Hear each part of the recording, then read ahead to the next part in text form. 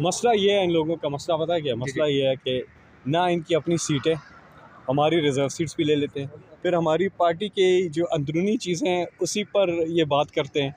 भाई अपने आप को देखो, अवाम ने आपको बिल्कुल 8 फरवरी को मुस्तरद कर दिया है और इस वक्त जो है वो अपनी बका की एक किस्म की जंग उनकी जो है वो चल रही है। तो आप जो पीटीआई की हर चीज़ की पीटीआई की चीज़ के ऊपर बैंक करते हैं वो, ठीक है। हमारा Imran Khan is the chairman of Pakistan Tehreek Insaf. और मैं भी यही बात कर रहा था कि आपको हाल अहवाल मज़ीद बताऊंगा। पूरी कोशिश है कि जल्द इमरान खान साहब से मुलाकात हो। जी पार्टी का हिस्सा जी, है मैं वही कह रहा, हाँ बिल्कुल।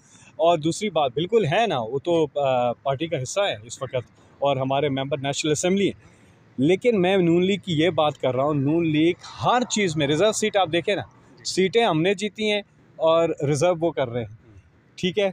पार्टी हमारी के अंदर अफेयर्स हो रहे हैं या बातें हो रही हैं या जो भी पार्टी के इंटरनल अफेयर्स जो होते हैं रिज़र्व वो कर रहे हैं मतलब अपने पास कुछ नहीं बचा। ठीक है, बहुत शुक्रिया आपका।